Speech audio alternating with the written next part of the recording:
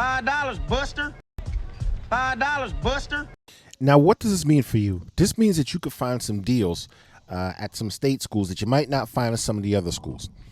Now, here is some of the differences between the private schools and some of the public schools. You'll often find out that when you're looking at some of the more ritzy private schools, if they really want you, the private school has an alumni association that usually gives heavy back to the school. So sometimes the private school might have a higher ticket price, but they're actually able to afford to give you a full scholarship. So, for example, Swarthmore College is like that before. All right. If your grades are very good and you get into Swarthmore is going to make sure that you can go there and that you could afford their tuition. So you may get 100% full ride to a school that might be $75,000 a year, but then the other school might be $20,000. You might not get it. All right. So these are things to look for. So you want to have a healthy mix of schools that you're applying for. But I'm basically just saying don't sleep on these public schools, because some of these state schools, they actually have very good programs. And they're respectable and reputable. And once you go home and you bring your degree back home, most of the people are just going to worry about if you had a degree from the U.S. or not. And you're already at an advantage once you get back home. It's not like you're in America, you're going back and forth. And like I said, your grades and your internships you might have done and the school you went to, I mean, all that plays a factor. It's never just one thing. You understand what I'm saying? So some people think that if I go to Harvard, I'll be guaranteed a job. Or if I go to Yale, I'll be guaranteed that. You're not guaranteed anything. However, generally, when you do have these degrees from America, and when you go back home to your country, whether it's in the UAE, whether it's in Saudi, whether it's in Morocco or wherever, if you decide to go back home, these degrees weigh pretty heavy on your scale. All right. Another thing that we want to touch on is certificates. So, and I tell people that a lot of people are using these certificates as a new way to move forward. Classic example.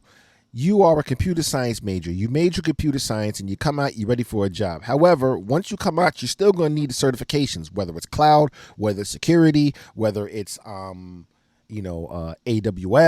or cyber or whatever, all that stuff. All these are certificates.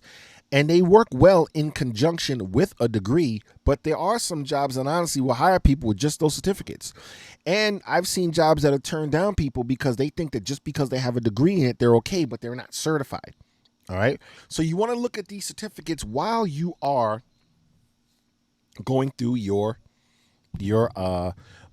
school curriculum and while you're going through your degree program. Because the last thing you want to do is graduate and you have a degree and you don't have a license or you don't have a certificate to go forward and you're pretty much just stuck there. You're working at Walmart with a degree in engineering. And we've seen this plenty of times. Trust me.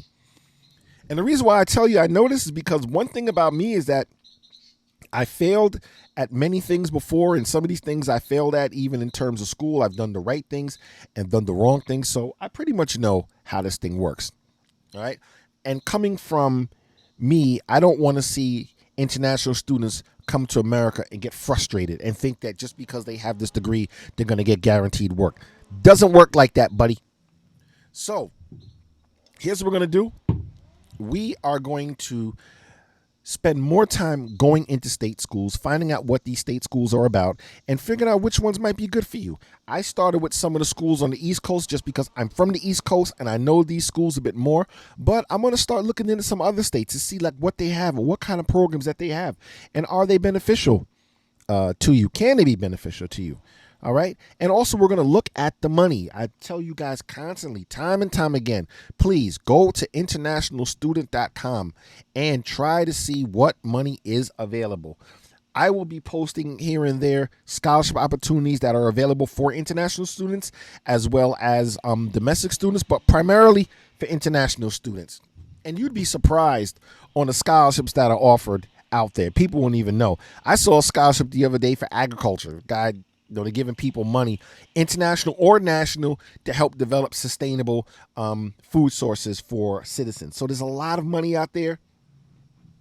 Also, we know there's a lot of money and there's a lot of resources for research.